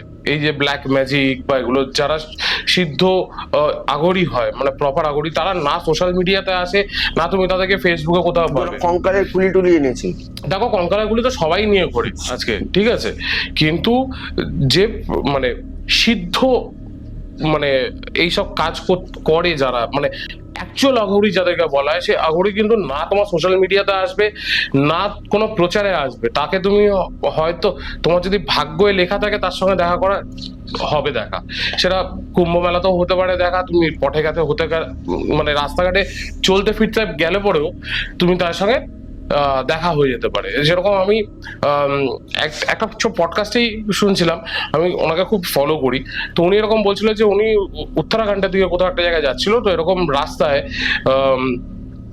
দুটো অঘরী বাবার সঙ্গে ওর দেখা হয়েছে। তো তখন ও নেমে, যেহেতু ও এই ফিল্ডের সঙ্গে জড়িত, তো নেমে তাদেরকে অফার করেছে যে আমি আপনার জন্য কি করতে পারি, ঠিক আছে। তখন ও বলছে তুই আমার জন্য কি করবি, বুঝলে না, তুমি বলো তুমি কি চাও, আমি সেটা তোমাকে দিতে রাজি আছি। তো অঘরী বলছে আমাকে তুমি মাংস খাও, ঠিক আছে। তো ওরকম জায়গার মধ্যে ও বলছে আমি তোকে মাংস এনে দেবো কোথা থেকে। বলছে আমি তোকে বললাম তুই দিতে পারবি না, আমি চাইলে তুই দিতে পারবি না। তো বলছে ঠিক আছে বাবা, তাহলে একটা কাজ করো, মাংস তো আমি এনে দেওয়া নিলাম আমার হাত, তোমার যতটা মাংস নাও আমার হাতের থেকে নিয়ে নাও। এটা বলাতে সে আগরী বাবা তাকে আশীর্বাদ করলো, তাকে বললো তুই যা এবার থেকে মনোকামনা করবি পূর্ণ হবে, ব্যাস। এই যে দেখা হয়ে গেল, ও কিন্তু লাইফে একটা জায়গা হয়ে গেল। এবার তুমি এই যারা প্রচারে রয়েছে না, যেসব অঘরীরা বলে আমি অঘরী, প্রচার করা, তারা অ্যাকচুয়াল কিছুই না। অঘরীরা আছে শিবেরই একটা দল, যারা না কোনোদিন প্রচারে আসবে, না কোনোদিন কিছুতে আসবে। বলা হয় দে আর দ্য সোলজার্স, এরা হচ্ছে সোলজার, ভৈরবের। হ্যাঁ, শিবের সোলজার। মানে প্রাচীন যুগ থেকে তারা রয়েছে, তারা প্রোটেক্ট করছে, তারা আমাদের ধর্মকে প্রোটেক্ট করছে, তারা আমাদের এই মাটিকে প্রোটেক্ট করছে। তো তারা কোনোদিনই প্রচারে আসবে না। তো যাদের সঙ্গে হয়তো আমার দেখা হচ্ছে তারা হয়তো ফেক আগরি, 3-3.5 লাখ টাকা নিয়ে নিয়েছে। আর আগরিরা কোনোদিন টাকা পয়সা মানে এদের লোভ নেই। ও আগরি মানেই হচ্ছে ও এই বাস্তব দুনিয়া থেকে ওরা মুক্তি, ওরা টাকাও বোঝে না, ওরা জামা কাপড় পরে না, যে কারণে আঘাউরিদেরকে বলা হয় নাগা সাধুজও বলা হয়। তাদের জামা কাপড় পোশাকও কিছু নেই, তারা চটি জুতো টাকা পয়সাও তাদের কাছে কোনো কিছু মান রাখেন না, কারণ তারা সবসময় ধ্যানে লিপ্ত থাকে, তারা সবসময় নিজের আরাধ্যকে পুজো করতে থাকে। ওদের কাজই সেটা, যা পাবে তাই খাবে। আর একটা জিনিসই ওদের মধ্যে একটা রয়েছে যেটা আমার জানা, ওদের মধ্যে একটা জিনিস হচ্ছে যদি কখনো কোনো এরকম আগরি তোমার কাছে খাবার চাইতে আসে ডেফিনেটলি দেবে। ওরা মাত্র 7টা বাড়িতেই খাবার, একদিনের জন্য 7টা বাড়ি থেকেই খাবার নিতে পারে। যদি ওই একটা বাড়িও যদি ওদেরকে না করে দেয়, ও কিন্তু খাবার ওর বেশি পাবে না। ধরো 7টা বাড়ি না করে দিলে ওদেরকে পুরো ওই দিনটা না খেয়ে থাকতে হবে। তো তুমি যেটা করতে পারো, তোমার যদি মনে হয় তোমার সঙ্গে ল্যাচ হয়েছে, তোমার কোনো কাজ হচ্ছে না, তোমাকে আমি একটা ছোট্ট টিপস দিতে পারবো। সেটা হচ্ছে তুমি বালাজির নাম শুনেছো কখনো? রাজস্থানের বালাজি, তুমি ওখানে যেতে পারো যদি তোমার সঙ্গে পজিশন হয়ে থাকে। আর না হলে বালাজি মানে রাজস্থানে যে বালাজি হনুমানজির যেটা রয়েছে, আর না হলে তোমাকে খুব ভালো কোনো তান্ত্রিক, ঠিক আছে, যে অ্যাকচুয়াল তান্ত্রিক, তাকে দেখিয়ে তোমরা জিনিসটা কাটিয়ে নিতে পারো। লাইফে তোমাদের উন্নতি, যদি স্পিরিট বা কোনো নেগেটিভ প্রেত চালান করে থাকে, লাইফের উন্নতি ওরা হতে দেয় না, আস্তে আস্তে আস্তে ডিটোরিয়েট করে দেয়। তোমার সঙ্গে যে জিনিসগুলো ঘটেছে সেই জিনিসগুলোই ঘটে, তোমাকে সেপারেট করে দেবে, তোমাকে মানসিক ভাবে নষ্ট করে দেবে। কোথাও না কোথাও আমার মনে হচ্ছে তুমি এখনো সেই জায়গায় রয়েছো, কিছুটা হলে পরেও তোমার সেই প্রভাবটা রয়েছে, 40% থেকে 45% প্রভাব আছে রয়েছে। তো এটা তুমি কোনো ভালো তান্ত্রিক দেখাও, দিয়ে এটাকে ঠিক করার চেষ্টা করো, কারণ এটা তুমি যতক্ষণ না কাটাতে পারবে ততক্ষণ তুমি ফাইন্যান্সিয়ালি নিজের একটা স্টেবল জায়গায় যেতে পারবে না। বাড়িতে সবসময় অশান্তি লেগে থাকবে, মনে একটা ভয় পড়ে থাকবে, আর সময়টাও তো তোমার নষ্ট হয়ে যাচ্ছে না। তোমার এজ, যে এজে তুমি যে কাজগুলো করবে সেগুলো নষ্ট হচ্ছে। তো সেই তোমাদের ফাউন্ডেশনটা হবে না। দাদার এখনো বিবাহ হয়নি, আমার হবে। তোমরা একটা ভালো কোনো একজনকে দেখাও যে এগুলো ঠিক করতে পারে। মেবি তুমি কামাখ্যায় যাও বা তুমি তারাপীঠে যাও। অনেক অ্যাস্ট্রোলজার দেখিয়েছিল, কোনো কাজই দেখো, এটা অ্যাস্ট্রোলজারের কাজই না, এটা তান্ত্রিকের কাজ। কারণ তোমাদের উপরে যদি প্রেত চালন করা হয় না, তার মানে সে তন্ত্র চালন করেছে, ঠিক আছে? এখানে কোনো অ্যাস্ট্রোলজার কিছু করতে পারবে না, তোমাকে এখানে প্রপার তান্ত্রিক দেখাতে হবে, যাদের কাজই হচ্ছে ভূত প্রেত তাড়ানো বা ভূত প্রেত নিয়ে তাদের জগৎ, তারা সেই জগৎটাকে করতে পারে। তো তুমি সেরকম জায়গা তুমি যেতে পারো। আমি তোমাকে বলতে পারি তুমি কামাখ্যায় গিয়ে তুমি দেখাও, কথা বলো, বা তারাপীঠে গিয়ে কথা বলো। তারাপীঠটা কাছে, তারাপীঠ তোমার জন্য কাছে হবে। দেখে ওখানে গিয়ে তুমি দেখো কে প্রসিদ্ধ তান্ত্রিক আছে, কত বছর ধরে সে করছে, তার সে কত রকম এরকম কেস হ্যান্ডেল করেছে। একটু হিস্ট্রি ব্যাকগ্রাউন্ড একটুখানি তোমাদেরকে ভালো করে জানতে হবে, মানে ওনাকে এই কেসটা দেওয়ার আগে। কিন্তু দেখাও, না দেখালে পর হয়তো তোমাদের উন্নতিটা হবে না। তো আমার শুনে খুব খারাপও লাগছে যে তুমি এত বছর ধরে তোমাদের উপরে যে চালানটা করা হয়েছে, যেটার জন্য তুমি এখনো ভুগছো, যেটা কোনো কিওর এখনো তোমাদের আসেনি, হয়তো টেম্পোরারি কিওরটা পেয়েছো। টেম্পোরারি কিওর পেয়েছি, পার্মানেন্ট তুমি কোনো কিওর পাওনি। সেই জন্য আমার মনে হয় যে তোমরা একটু দেখাও। আপনাদেরকেও বলছি, যদি আপনাদের কাছে এরকম কোনো সিদ্ধ পুরুষ ও সিদ্ধ বাবা যদি থাকে যে এনাদের প্রবলেম সলভ করতে পারবে, নিচে কমেন্টসে তাদের নাম্বারটা প্রোভাইড করে দিও, যাতে তুমি ডাইরেক্টলি কন্ট্যাক্ট করে নিতে পারো তোমরা। আর আপনাদের সঙ্গে যদি এরকম ঘটনা ঘটে থাকে, আর আপনারা যদি চান যে রিভিউর মতন এসে আপনারা ঘটনা বলবেন আমাদের অডিয়েন্সের কাছে, তো সেটা করতে গেলে নিচে দেওয়া নাম্বারে অবশ্যই যোগাযোগ করে আপনাদের ঘটনাটা আমাদেরকে ভয়েস করে পাঠাবেন। আমাদের টিম আপনার সঙ্গে যোগাযোগ করে নেবে আর আপনাকে ডেকে নেবে আমাদের পডকাস্টে। আর এটাও বলে রাখি যে আমাদের অ্যাস্ট্রো ক্রিস্টালস অ্যান্ড পারফিউম যে ব্র্যান্ডটা খোলা হয়েছে, আমরা হ্যাপিলি বলছি মার্চের 2 মার্চ থেকে আমাদের এয়ারপোর্টে একটা নতুন ব্রাঞ্চ ওপেন হচ্ছে, যেখানে আমরা রেকি মেডিটেশন সেন্টার ওপেন করছি, যেটাকে শেখাচ্ছে আমাদের ফ্যাকাল্টি হচ্ছে রেকি মাস্টার অনির্বাণ আচার্যা। আর আপনারা যদি আমাদের এখানে এসে ক্লাসেস নিতে চান, রেকি লামা ফেরার উপরে যদি ক্লাসেস নিতে চান, নিচে দেওয়া নাম্বারে যোগাযোগ করে বুকিং করে নেবেন। সাথে বলি আমাদের ওখানে অ্যাস্ট্রোলজার অনুপ পুরকায়েত বসছে, যিনি palmist and astrologer gold level. তো যদি অনুপকে দেখাতে হয় তাহলে নিচে দেওয়া নাম্বারে আপনারা কিন্তু বুকিং করতে পারবেন। প্রি বুকিং কিন্তু মাস্ট, আপনাদের প্রত্যেকের অ্যাপয়েন্টমেন্ট অনুযায়ী আমাদের কিন্তু বুকিং হবে। আর নিচে দেওয়া ফোন নাম্বারে ফোন করে ডেট নিয়ে একটা ছোট বুকিং অ্যামাউন্ট দিয়ে আপনাকে কিন্তু বুক করে আপনি আসতে পারবেন। আমাদের ক্লাসেস এবং পামিস্ট দুজনেই থাকছে। আমাদের নতুন ব্রাঞ্চ যেটা ওপেন হচ্ছে 95/4/1 ইটালগাছা রোড, ওইখানে আমাদের রেকি মাস্টার ক্লাসেস, লামাফেরা master classes, angel therapy master classes, তার সঙ্গে অ্যাস্ট্রোলজি থাকছে, বাস্তু কনসালটেন্স থাকছে। তো অবশ্যই যোগাযোগ করবেন আমাদের সঙ্গে। আজকের এপিসোডটা আপনাদের কেমন লাগলো সেটা জানাতে অবশ্যই ভুলবেন না কমেন্টসে, কারণ আজকে আমি শুনে অনেকটাই চমকে গেছি। কারণ এরকম কন্টেন্ট বা এরকম ঘটনা কিন্তু এর আগে কোনো সাবস্ক্রাইবার এসে শোনায়নি। আজকে যতটা ক্রিটিক্যাল একটা ঘটনা আমরা শুনে আমার কোথাও না কোথাও মনে হয়েছে যে এখানে আপনাদের চেনা জানা কেউ থাকলে পর তখন তাদেরকে কিন্তু আপনারা কন্ট্যাক্ট দিতে পারেন, যাতে রিভিউর মতন যারা এই ব্ল্যাক ম্যাজিকের শিকার হয়েছেন বা রিভিউর মতন যারা প্রেত চালান করা হয়েছে, যদি কোনো সিদ্ধ পুরুষ যদি থাকে তাহলে ডেফিনেটলি সামনে এসে এগিয়ে এসে তাদেরকে হেল্প করো। এটার জন্য আমাদের পডকাস্ট করা। রিভিউ খুব ভালো লাগলো যে এই ঘটনাগুলো বললি। আমি প্রে করবো তো তাড়াতাড়ি তোদের এই প্রবলেমস গুলো কেটে যাক, তোরা আবার ব্যাক টু নর্মাল লাইফে চলে আয়। একটু সাবধানে থাকিস, একটু নিজেকে যেরকম মহামৃত্যুঞ্জয় মন্ত্র পাঠ করছিস ওটা করতে থাকিস। সাথে আমি বলবো হনুমান চালিসা একটু পড়, যেটাতে অনেকটা তোদেরকে রিলিফ দেবে। আর একটু পূজা আর্চা কর, ঠিক আছে? খুব ভালো লাগলো তোর সঙ্গে আজকের এপিসোডটা করে। আবার দেখা হবে ভবিষ্যতে, আবার যদি কখনো একটা সময় হয় বা আমাদের যদি আবার লেখা থাকে একটা পডকাস্ট কপালে, তো ডেফিনেটলি তোর সঙ্গে আবার একটা পডকাস্ট করা হবে। খুব ভালো লাগলো। দেখা হচ্ছে সামনের শুক্রবার ঠিক রাত 9টার সময়। ততদিন ভালো থাকবেন, সুস্থ থাকবেন। Good night.